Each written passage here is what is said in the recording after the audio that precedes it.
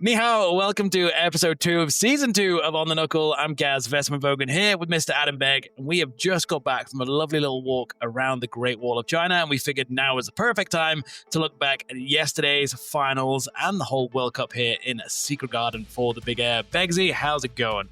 Good.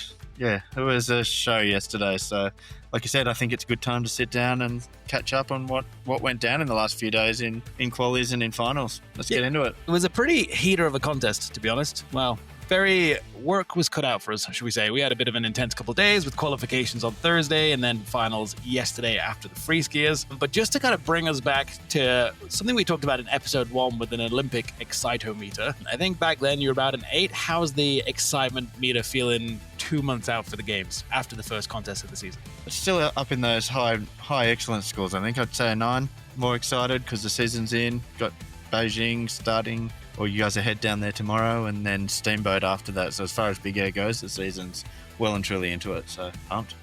Yeah, I'm probably about the same. I think 8 or 9, still a little bit nervous, just given the standard and what we're seeing, like excitedly nervous. I think we're going to have a lot of big stuff to judge, which is sick. But as Beggsy said, I'm going down to Beijing tomorrow for the next Big Air. He's abandoning me to go home for the week before coming across the Steamboat. So very intense couple of weeks ahead of us. But yeah, let's get straight into Secret Garden Big Air.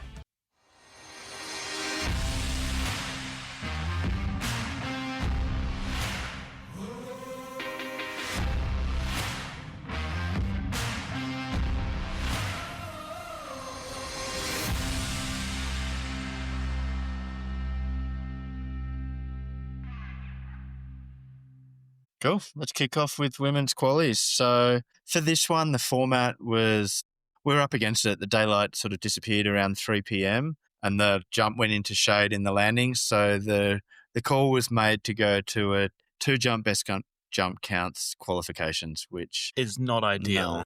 No. Usually we'll do the same finals format for qualies if we can, and that's what we'll do this week in Beijing. But yeah, it's that daylight hours, trying to get 60 men, 30 women through 3 jumps is just not possible before 2:30 in the afternoon. So yeah, we cut it down to best of 2 counts, which makes our life a little bit harder because we see so many of these tricks that we then have to spread the range a lot more for, which doesn't look good visually, but it's the only way that we can kind of get through ranking them. So if you look at any of the qualies results, the scores go pretty low, even on the landed tricks, just because we got to spread that range to take into account. How many 10s did we see in the women's? All in all, there was 16 out of the women. So I think 10 were landed with another 6 not landed. So it was the best, probably one of the best qualities we've seen as far as standard of jumps goes. Yeah, definitely. And if we put it into finals context, usually if it's a similar trick, we put a similar score in.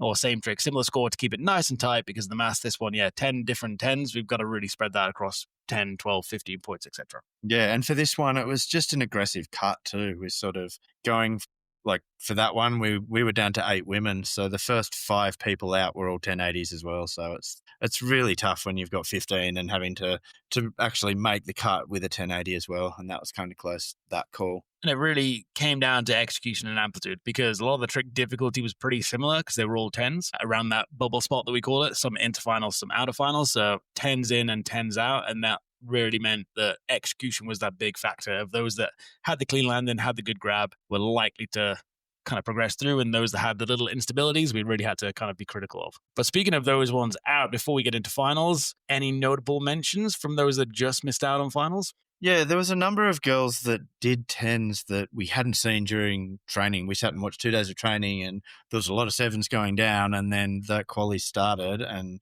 they just went for it. And one of them was probably one of the biggest standouts or better 10s of the day was Maisie Hill. Execution in the air was amazing.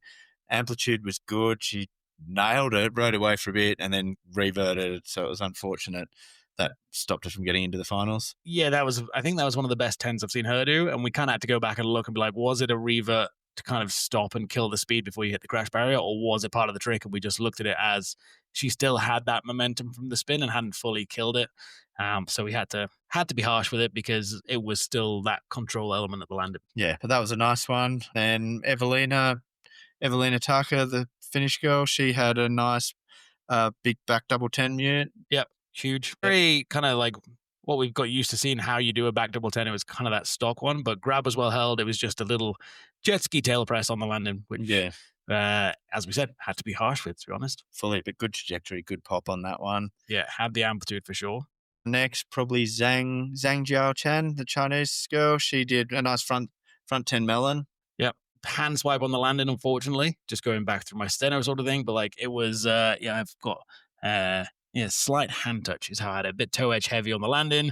Would have got her in because the last one in was a back double 10. This is front 10, so a little bit more difficulty in the trick, but a bigger mistake in the landing, and that's kind of what cost her and had to pull her out. Unfortunately, because it, again, was another good front 10 until that tiny bit. And it sounds like we're being really harsh, but when you're only taking 8 women through and 10 of them have got decent 10s, you're like, okay, there's something has to be evaluated. Yeah, and then another one that was just unlucky, a good 10, as you said, it was Sky Remens, and she had a front 10 tail. Nothing wrong with that on the landing, good landing. If anything, it was just a slightly shorter grab. So as far as execution, it wasn't quite where the other ones were. But first World Cup for her and just missing out on finals is pretty sick to see. But lovely front 10, it was just, short grab or shorter grab. And that pretty much takes us to the bubble spot.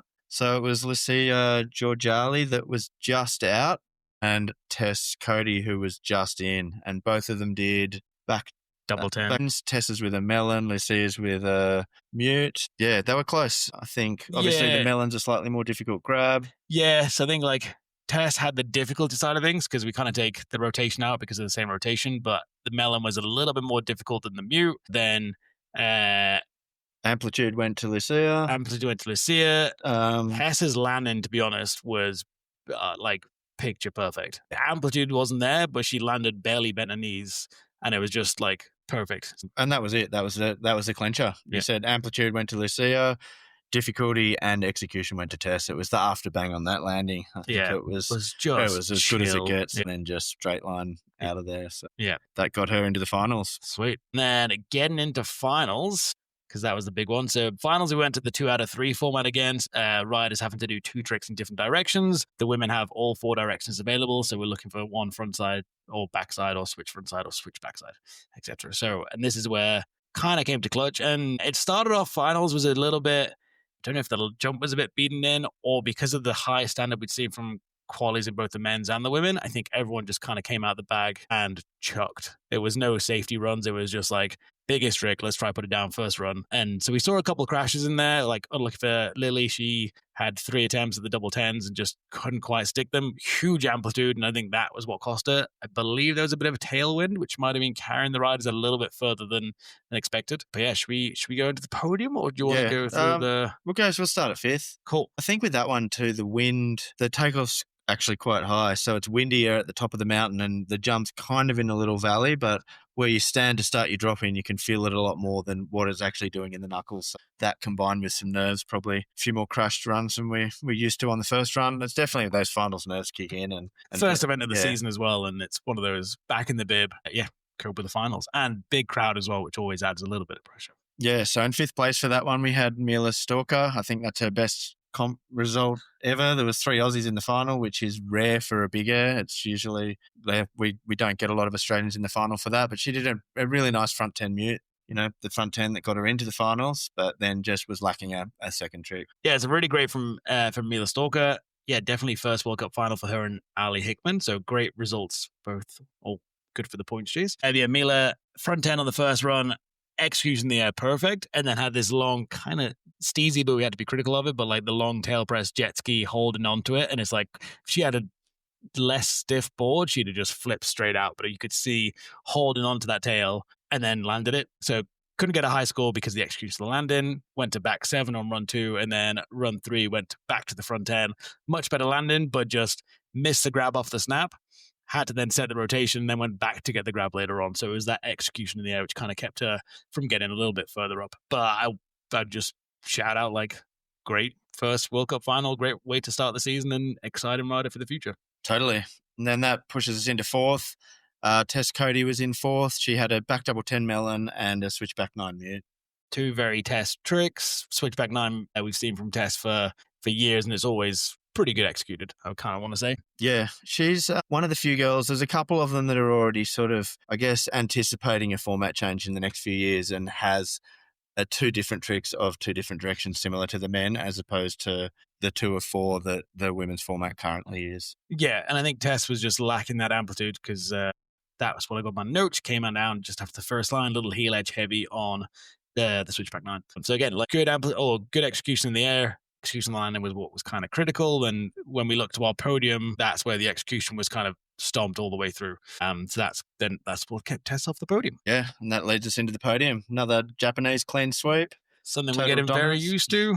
So third place, Miyabi Onitsuka, her first World Cup podium in quite some time, which is awesome to see her back up. Cap 10 run 1, back double 10 run 2, then went for the Cap 12 to kind of take the win at the end, and unfortunately just couldn't quite hang on with the landing. So 10-10 got her into third place, which is kind of sick. A little bit of a low score on run 1, not super low, but we had to kind of pull it down a little bit, just a little bit of over rotation in the landing, kind of put it down sick. And then couldn't quite stop that rotation. Kind of similar to what we saw from Maisie in qualies. Miyabi did a better job of kind of catching it earlier. So it was a little bit over onto the heels and then bring it back. Yeah, it's almost like she rode for a bit and just kind of had to hold it. So it went down as an over rotate for that one. In second place, we had Reira Irabuchi, back 10 nose and front 10 tail.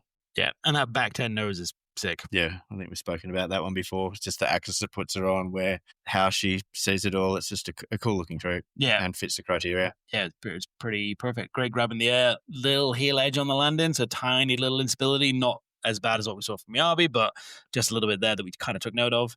And then, yeah, the front 10 tail was that slight jet ski coming out of it. Yeah. Little bit tail heavy, should we say. Again, so pull down a tiny bit. I had the back 10 nose higher personally. But yeah, that was kind of how that one wrapped out. And then on to our winner, first World Cup of the season in the women's. Who takes the victory? Mari Fukada on that one. ChatGPT will be pleased because that was one of Chat's predictions for the Olympic podium in the big air. Yeah, and that switchback double 10 that we've spoken so much about over the last few episodes, Big Air's World Champs, it's a moneymaker for her. She's got it on lock and she puts it down pretty much every time. Yeah. Nice slow rotation, good grab. It's a nice trick, that one. And for her backup, she had one that was kind of standing out to me in qualies. I think I'd filmed it and showed the guys. It was really cool. It was a front 10 tail, and then the last 360, she drops it into a 360 melon, but it was almost like the two separate tricks. She went tail on the first front 7 and into a 3 on the second, and that was cool. Yeah, it's pretty unique and like nice little execution point and a good way for her to separate herself from the other front 10s that we see, because it's got that kind of unique execution. They're not two grabs that massively help the rotation. They're not super countering the rotation, but they're there as two kind of switch ups. And the switchback double 10, we see the likes of Tess and Zoe Sadowski-Synnott doing switchback 9s or 12s. I think Mary is the only one that is actually going switchback 10 or switchback 14 if you look at her Instagram. Yeah, in comp at the moment. I think Tess just dropped some switchback 10s out of Corvettes the other week, so we might start to see some more, hopefully. Yeah, that's it, because that got rewarded. Well, both tricks got rewarded. Good execution. Very Mary Fukada execution we got used to seeing. Like, she's been pretty on point for the last two World Cup seasons since she kind of came on the scene. So, yeah, but all Japanese podium to kind of kick things off. Yeah. Should we go into men's? Yeah. Talk about some men's qualies. I guess the one we didn't speak about from the Japanese team, Kokomo Murazu. Yeah. Did make it through to finals with classic Kokomo trick and qualies into finals and just couldn't put it down. If we go back to my nose, front double 10 truck, under-rotated, double hand drag, and she kind of put her face in the snow on that one. That was when we looked as to whether it was a landing instability or full crash. Came out as a full crash. Stomped it on run 2, front double 10 truck. Great, like very Kokomo execution. And then back double 10, she just couldn't quite stick the landing on run 3. Yes. So that's where, if you're wondering where Kokomo was, that's why. So just behind the Stalker in 6th. But as you say, on to the men's. So men's qualies wasn't that insane? Yeah, that was a wild ride, especially Heat 1. Heat 2, I think they started to suffer a little bit with the light kind of coming in towards the end for that run 2. But Heat 1 just went off. Yeah, it was that format again too. We saw everyone having to put down one jump of 2, and it resulted in 15 riders trying 19s, which we worked out a quarter of the field all did 19s. Plus you add to that another 5 riders doing butters, NBDs, unique tricks, things that nobody else is doing, and we're at 20 people going for 10 spots. It was tough. Spoiler alert, an 18 didn't even get you in the finals. Like, you had to have either a 19 or something unique and weirder axis, etc. on that other side, which is kind of wild to think of because we're going from 60 men down to 10 for finals. It's a brutal cut, top 5 from each heat, and just a tough format for the riders. Yeah, it would have been nice to take 12 or 16. 12 would have been pretty good, and we've kind of said a bunch in the past that like taking 6 or 7 out of each heat would be, there's often a nicer cut after your top 7, whereas sometimes the cut after the first 5 is pretty tight on the bubble. But yeah, first one out in heat 1 was Romain Alamand. He had a back 18 bloody Dracula, and with that one, his backhand all week was in a pretty good spot. Maybe you listened to that episode where we talked about how to do a bloody Dracula. Yeah, but the other hand it slipped off the grab slightly, so I think he just left a few points on the table there. It wasn't much, but it was just out. And then for his second trick was a nice unit, one of the unique ones. Yep, back double 14, bring back to 12, or pull back to 12 as we kind of use the terminology. But so 2 very cool tricks. Like, no one's doing the bloody Draculas realistically anymore. I know Alessandro Barbieri's just done one in pipe, but on the big air slope side of things, it's just Romain Alamand. It's such a awkward grab to get into, and we've said like kind of how close the hands get to the bind-in is kind of the lower it's going to be scored executionally. As you say, in training this week, we've seen him actually capping with the wrong hand, or the awkward hand, the harder hand to get up to the top. We've seen him capping the tail of it, which is sick that he's bringing that execution in, but just kind of let it slip a little bit early. So kind of got pulled down for execution on that. And then, the pullback was, I would say, one of the best pullbacks we've seen in terms of execution. Yeah, and that's one I think that got the judges talking. As you said, it was definitely up there with the execution ones. There was no open up. There was nothing ugly. The rotation didn't break. I think the only thing with that, the hand did slip slightly around into the Tindy zone, and it wasn't enough for us to put it on the TV graphics and say, hey, this was a Tindy, because we now have that option to do that. But then because of that execution of the pullback, it was actually the scoring trick that he just missed finals on. And as we said, it was the non-open up, the way he managed to really stay composed and execute it well throughout that one, that sort of had it up there. Yeah, and it was quite cool to see that trick and be able to reward it like higher than his front 18 bloody Dracula was kind of impressive, I think, because it's kind of nice to see those tricks that we've seen on Instagram from Stubai, SAS, Australia, etc., and be able to kind of put a score on it to see how it would kind of fire out. Yeah, totally. And then in 12th, just off the cut, as we said, it would have been nice to take 12, was Ian Mattioli. So he went out with a good switch 18. Yeah. Switch back 18. It's like, I want to say perfectly executed, held the grab, nice clean landing. It was just a very flat trajectory. Yeah, which is rare for him. Yeah, he's usually a popper. Yeah, there we go. It's like we're in sync again. Usually got great amplitude, just didn't have it this time. Yeah. With that, I guess there's a few other talking points. I'll start with Rene Rinakangas. All week he was doing backside nose butter 14. It was like a backside butter 14, like a double rodeo type of thing. Yeah. Tail grab. Really difficult. And some days he like every single time he was committing to the butter, spinning backside off the jump. It was death defying, that takeoff, as far as the likelihood of catching it. Yeah. So if you missed the snap on, he went to 12. I saw one time he almost butted 360 before it even taken off. Super progressive. Yeah. Very cool takeoff. And then, in qualies, we actually saw him catch the edge that he'd been avoiding all training days long. And then suddenly when it kind of came down to the wire. So that was a trick that we talked about a lot when we kind of chatted about our range, and we're pretty happy where we wanted to put it and reward it. Execution on the day just came down to it. Yeah.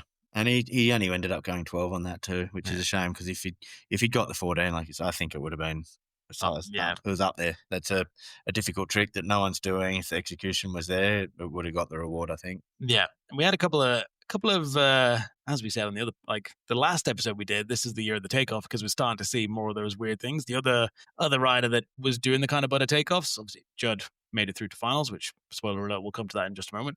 But then Marcus Cleveland was initially just like he was doing backside 16 Indy, which is very kind of stock Marcus trick we've seen in slopestyle a whole bunch.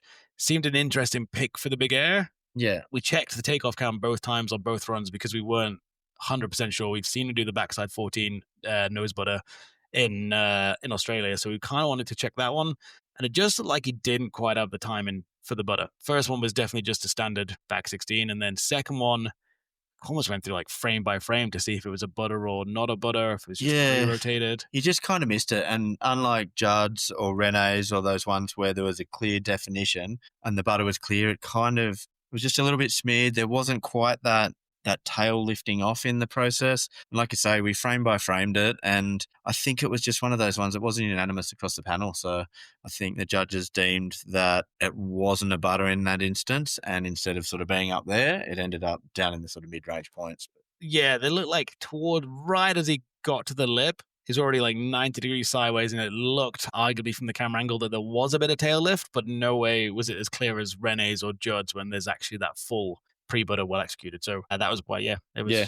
If he'd got it down, it's like, cool, nose butter back 16, NBD trick that we've not seen on Instagram. We've definitely not seen in contest. So would have got the reward for it, but because of that execution on the butter, just got classed more as a kind of interesting back 16. Yeah, and that's where the difficulty lies in that trick.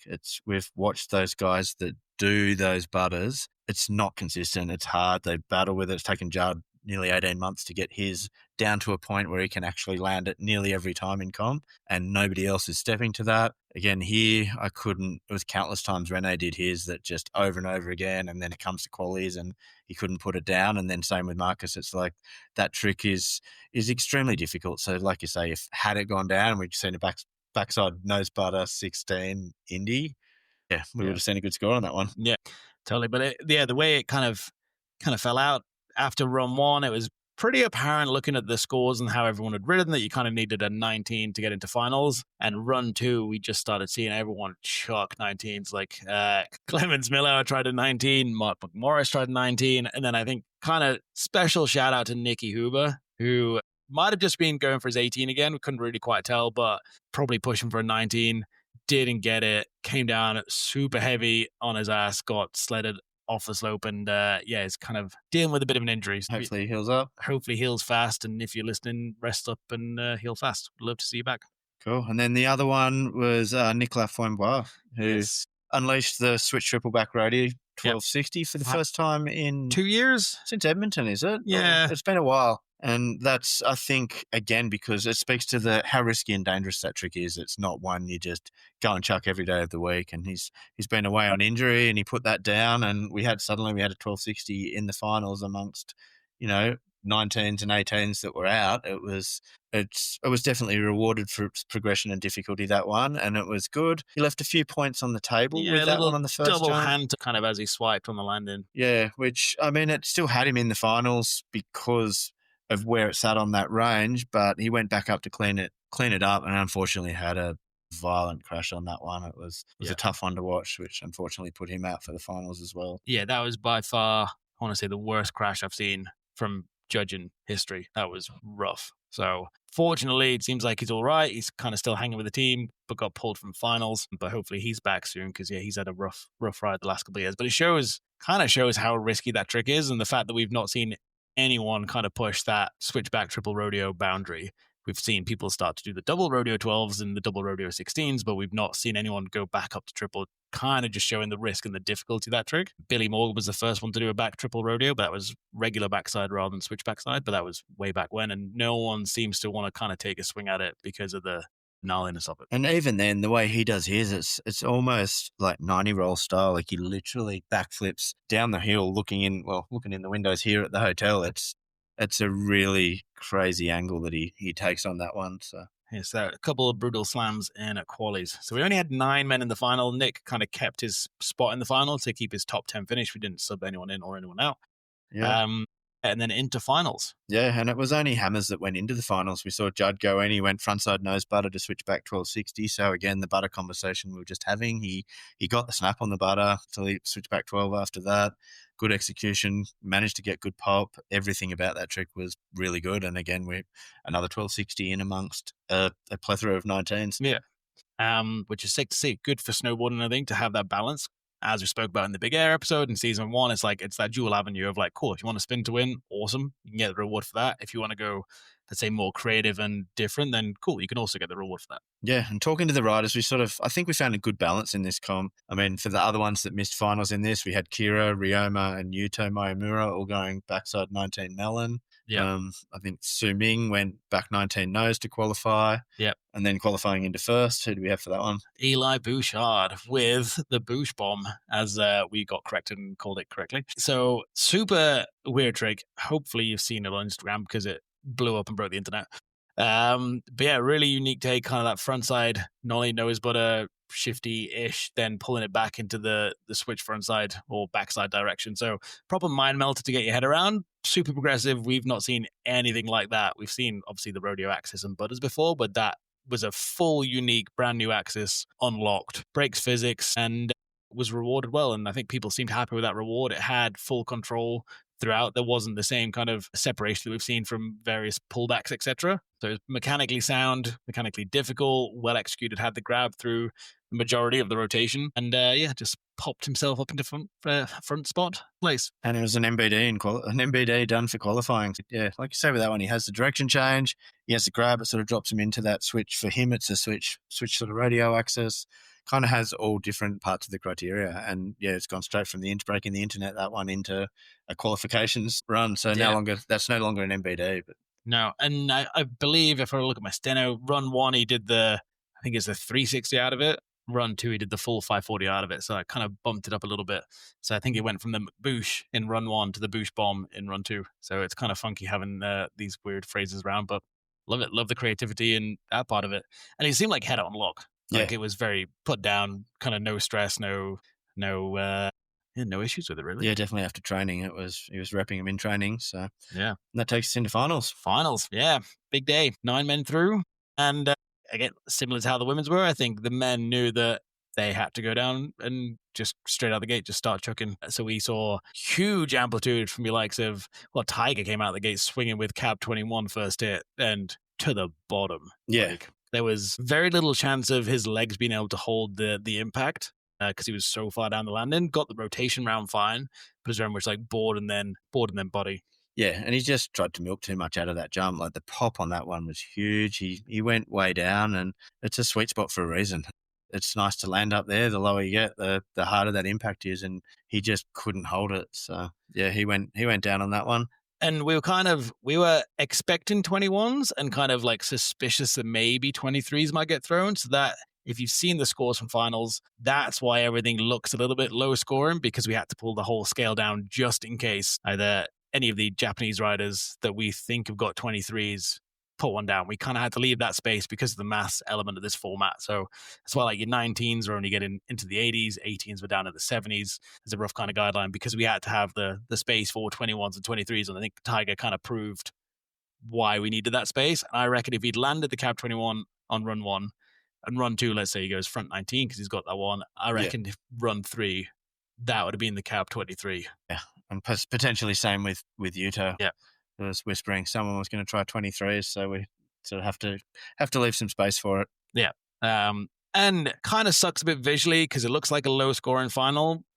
In reality, we could have gone like 10, 15 points higher for all those tricks. In hindsight, if we'd known how everything kind of played out. But the last thing we want to be doing as judges is giving a 19 and 97 and then suddenly start to see 21s or 23s and not have the space to go. Yeah. So it's kind of nicer and better for us to play it safe a little bit. But yeah, so Tiger had a couple swings at the 21. Sadly didn't put anyone down. We'll see if he does next week, because I'm now assuming I'm going to see a cab 21 in Beijing next week. Slightly bigger jump, slightly nicer, longer landing, I believe. A little bit less steep and impact heavy. Great venue. Can't wait for it. Yeah, we always see a lot of big tricks at that one. So. Well, we saw the first 21 on a World Cup. Yeah. This time last year.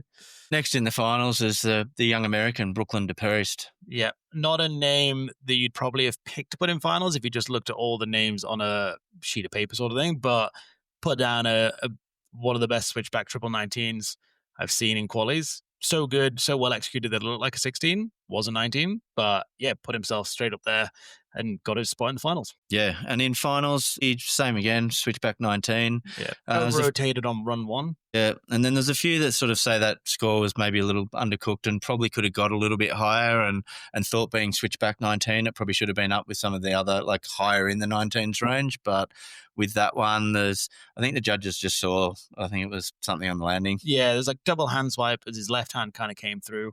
Not any major pressure, which is why it's still a score up in the kind of 80s region, but enough that there was a little bit there, and wasn't a full knee hook that we've seen from other riders on that kind of trick, but it was kind of a little bit of pressure between the arm and the leg. towards that initial part of the rotation, which is understandable with the triples. It's kind of where we start to see that kind of knee hook. So it was a little bit of a slight knee in there as well, which kind of kept the score where it was. Yeah, I think it was, like you say, I think it may be a hold or something, but he's definitely one of those riders, and he was black on black on that, black in that. He had his black base, white space board, black gloves, black pants, black jacket, and some judges thought they saw some knee. So I think there was a slight, whether it was impact, I don't think there was a lot of weight on it, but then some knee as well. So that's probably where the 3 to 5 points or where the points were that had him sort of lower down from the other 19s. If he could wear pink gloves, it would make our life easier. Do you know what I'm really looking forward to? If he makes finals next week in Beijing, when we have night finals, we get black on black on black in front of the night sky. It's going to be really, really fun for us judges. But yeah, so he was pretty impressive. The switchback triple 19, and then went back 18 on the second one. Good melon grab, slight knee again, kind of same sort of thing with the pressure. So put down 2 decent tricks. Yeah. Good performance, yeah. Fair play. Next was Judd. He good first jump, had the butter, got it away, got a trick down, but I think he was like in a backup jump in that one. Yeah, and it was interesting because we'd seen him warming up in the first couple of days of training, doing this switch one nose butter. We saw him take it, front one nose butter. We'd seen him take it to switchback 9. Then we saw him take it to switchback 12. Seemed to have it pretty decent. Then it looked like his second trick was going to be the hard way back 10, because that was the sort of thing we started seeing him kind of warm up in those training days with. It's a trick we know he's got, and that would work quite nicely. But went cab 12 off the toes and jump 2. Looked like spoke to him last night. He wanted to go cab 14, which explains why he just didn't quite get that snap. Yeah, okay. Because it was a cab 12, just a cab 12 off the toes. Like you say, I was expecting the hillside takeoff. He did a really cool, I guess it was like, often it's a hard way back 10 he does, but in training one day he did a hard way back double 10, which is really cool because he sort of goes off the heels into the back dub, and it's sort of the equivalent of a nollie backflip or something. He's fighting, like you couldn't fight the rotation any harder. Like a hard way back 10's hard enough, but then to go back double 10 and to go from here to over is just, it's a special treat, that one. Yeah, and we've seen the hard way back 10s, like Matty Cox did them for a bunch. Chris Corn has been trying them, but they've always had that flatter rotation, so they get the reward for being the hard way takeoff on that backside off the heel edge, but they've never kind of jumped massively up because we've seen that rotation to 12, we've seen it to 14. Yeah, Seb Toots had 14, but we've never seen back dub. No, never seen back dub hard way, so that adds that progressive element in. So that was kind of what we were expecting, and we got surprised. We even went back with the cab 12 and looked very closely at the takeoff angle because like, did he nose butter the cab 12 as well? Like, was that why it was? Because it just seemed like a strange trick to pick, but yeah, cab 14 was the goal. So that explains that one for Judd. So, but his first World Cup final for big air in a while, and just again cool to see the opposite angle for spin to win. Totally. And talking spin to win, we had Yuto Miyamura come out throwing some big ones, and him, Tiger, and Kira all went down. Yeah, it was unfortunate, which sort of because they came out with front 19 for Yuto, then back 19, landed the back 19, but couldn't put the front 19 down, which kind of shows the difficulty. Yeah, all 3, Tiger, Kira, Yuto, just swinging for the fences. Yeah, and Kira's usually got a stomp rate on him. He's one of those guys that doesn't seem to fall, so kind of left it pretty open for 4th place, who we had Eli Bouchard. Yeah, which did the Bouch bomb. Started off with the triple moose in his run 1, then went to Bouch bomb in run 2, then came back to the triple moose in run 3 to try and improve the score. Because the first run with the triple moose was a little bit lower, kind of down that trick ranking, as it were, than it might have been previously, and we just looked at the grab duration for that one. Yeah, I think he had 540 on the first one and then 720 on the second one, but the first one he had less of an open up, and then the second one he had an open up. So yeah, I think that trick it's obviously dropped from where it sat in Aspen as an MBD and in the 90s and a breaking gravity trick to now he's got the Bouch bomb, which breaks gravity plus fulfills all aspects of the criteria. This one still has some sort of it's what he has to do that trick. It's absolutely mind blowing. So I think it's found a good medium as to where it sits in that one. Yeah, because that was part of his when he won his first World Cup in Aspen last year. That was part of his 2 tricks, and yeah, that was kind of grabbed through the first. If you've never seen the triple moose, go check it out on Instagram. It's way easier than I was trying to explain it in layman's terms. But that first roll has the grab, then opens up to change direction to go into the second 2 rolls, and then gets the grab again. So the grab duration that way he does it was stronger, and that's what he attempted in run 3. Insane pop, like went deep into the landing and then just couldn't stick it, sadly, but went back to that let's say Aspen way of doing the triple mix Yeah. and grabbing before the switch. And with that grab, he probably would have got those 5 points that would have bumped him into third. So he was right around Ryoma in third. Yeah. And Ryoma, not a stranger at the podium, back 19 and then switch back 19. So two tricks we've seen from Ryoma before, both well executed and good amplitude, especially on the first one. Had a little overcook slightly in the landing, just looked like hadn't fully killed that momentum, but wasn't like slid out on his heel side, was just kind of almost ollie pop tail tapped to like counter that rotation. So that's something we maybe could have been a little bit harsher, but we already pulled it down for that over rotation. And we really are splitting hairs on some of these 19s. Like you say, they're two good 19s, yes.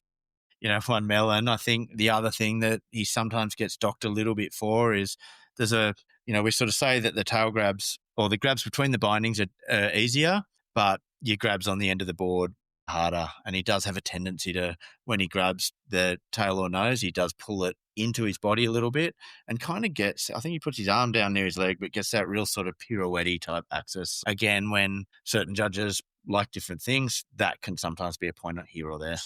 And like this sounds like we're being real dicks and like, but we, as you say, we're splitting hairs because we've seen all these good 19s that something has to be kind of pulled out of it. And it comes back into like the mechanics and the difficulty criteria that, nose out here, like way out, full arm extended is going to be more difficult than nose where you pulled it right up to your hip. So it's that kind of like almost body position we're starting to get into a little bit. And it's kind of similar with his back 19 with the melon that he pulls the heel edge of the board up to get him into that kind of quicker axis. We have to be super harsh. We weren't harsh in terms of points. It's just when we're ranking and comparing all these 19s, which sounds stupid to say, to be honest, but all these different 19s, we have to look at these kind of tiny details as to separate which one's better and which one's worse. But still kind of stuck both of them down.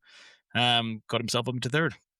Second place? This guy was more of a surprise, should we say, because this is his first World Cup. No, that's Chen Yu. And first World Cup and absolutely came out swinging. Yeah, laced it. The first one to drop in front of a home crowd on home snow. And went back 18 again with the Japan. Kind of looked like he was going for 19 and just came up a little bit short on the rotation. So crashed run 1, put it down in run 3 eventually. And then I'll let you break down trick number 2 because this was a progressive new kind of trick that we haven't really seen. Yeah, well, it was a front, I think, we called it a front triple rodeo on the graphics because when you've got 5 seconds to call a trick and only certain computer buttons in there, you can have to put where you have to put. But with that one, he took off Todio like he was going to do a triple rodeo and grabbed it, sent him into that sort of rodeo axis. And then that's where the trick kind of morphs. He kind of did the rodeo one way and then went into 2 sort of backflips to then a late backside 180. So they switched backflips for him, but it almost had a little bit of Eli-esque, the way he sort of, once he'd spun a certain way, he went into the barrel roll axis and then spun flat out of it. So it was a very unique triple 14. And I think with that one, whilst it was called a triple rodeo, it wasn't a triple rodeo, not the traditional one that say Karl Mack did at O'Neill Evolution, or we saw Hiroto do the other week in Dubai. Names aside, for a 14, I think it sat where it needed to sit. Yeah, it's up with the 18s. With the 18s, and I think you guys did a really good job picking this out. Like it didn't just get a 14. Hey, that's a 14. Like the nuances with that axis and the fact that trick's never been done that way. It's not just another 14. It's sort of, it reminds me a bit of Sean Fitzsimmons with the front triple 14 nose. It's not just a 14 that everyone else is doing. So I think it definitely got the shine it deserves with that one. Yeah, it's fully unique. That was the first time we'd ever seen it. Hadn't seen it pop up on Instagram or any kind of social media sort of thing. And we saw him kind of trying them in training, but when the training was on, like our camera was a bit zoomed out, so we couldn't fully understand it. So run 2 was the first time we'd actually seen it in full detail. And 20-30 seconds to try figure it out and put a score in was not the easiest part of that day for sure. But we decided went up with the 18s. It was cool to see. Yeah, I like where it's at. The more I think about it, I've watched the trick a couple of times since. It's really unique. It's different.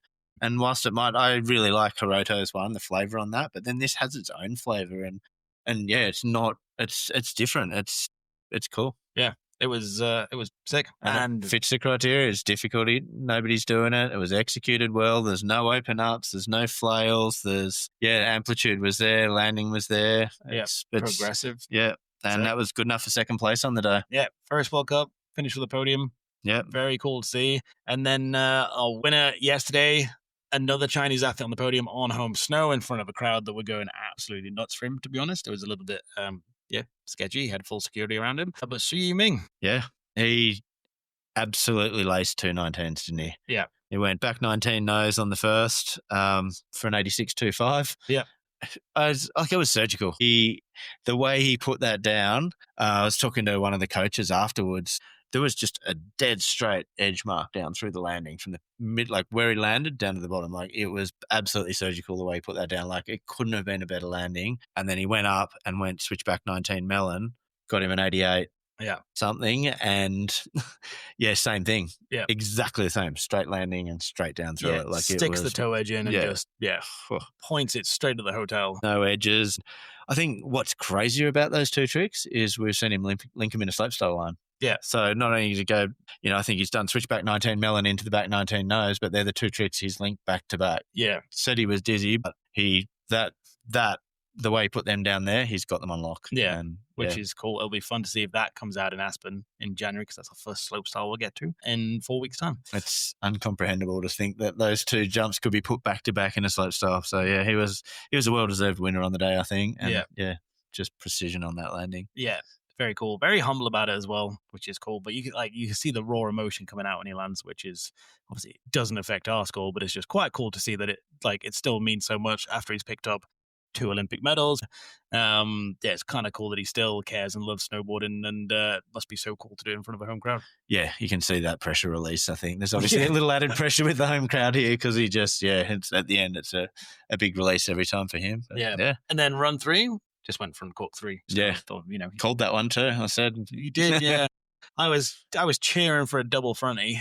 Yeah, but no one listens to me, do they? Said front 3 Indy. I thought it might have been a tuck knee, but the cork one was an even cooler axis. So yeah, kid's got it. That's cool. So it's either going to be that or a method for snowboarding. So I like it. And that's kind of shows how on point you put those 2 tricks down, because put it down run 1, put it down in run 2 for the next one, and didn't need 2 swings at it. The format's there to give you at least 2 attempts on one direction. Didn't need it. So kind of had a victory lap right at the end. Last one to drop. And huge front cork 3 Indy. Yeah. I liked it. Yeah, fully. It was a good one to get the first one away for the season. I think it was a really good event. Yeah, it was sick. We had a bit of everything, kind of showcased some of the flavor that we've seen from the preseason.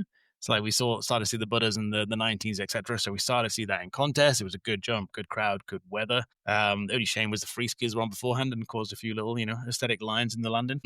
But so sick way to start the season. And it's a very intense schedule this year, which I don't like because it means so much time away from home. But the great thing is that we've got 3 big airs back to back to back. So it means we're going big air, big air, big air, and then we start to worry about pipe, which is really cool because it means they're going to get into the momentum.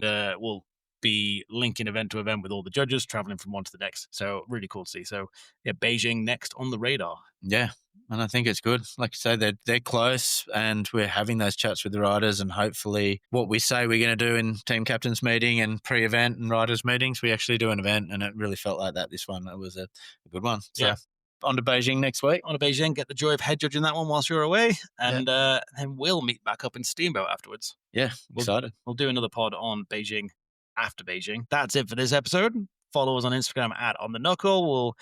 You kind of been seeing, we've been given some sneak peeks out from the Secret Garden. We'll do exactly the same this week with Beijing. We'll do another pod wrap up after Beijing. And if you want any merch, I'm kind of repping one I got printed in Uniqlo, but we've got merch on the website at onthenukle.com. And I guess if you want to be watching Beijing, it's on Saturday night next weekend. So it depends when you listen to this, but the start of December, it'll be night finals, China time for the snowboarders. So I guess if you're in Europe, that's early in the morning. If you're in America, that's overnight. If you're in Australia, it's still kind of Saturday night, which is when you'll be watching it. Yeah, perfect. Looking forward to that one. That'll be good. If you want to kind of support the pod, then feel free to go to buymeacoffee.com/on-the-knuckle, and you can treat us to a coffee if you're feeling generous. So, you do you, but make sure you follow, tell all your snowboard friends, anyone that's interested in the contest circuit. We're going to be giving you the lowdown on all the information all the way through the season, all the sneak peeks, and a bit of the review. But that's it from us here in Secret Garden. Let's go get packed and get on the road. Sajen. Nailed it. That was way better. I was just going to go with ciao. Yeah, that sounds. Well, when in sounds much Rome. better. When in Rome, ciao.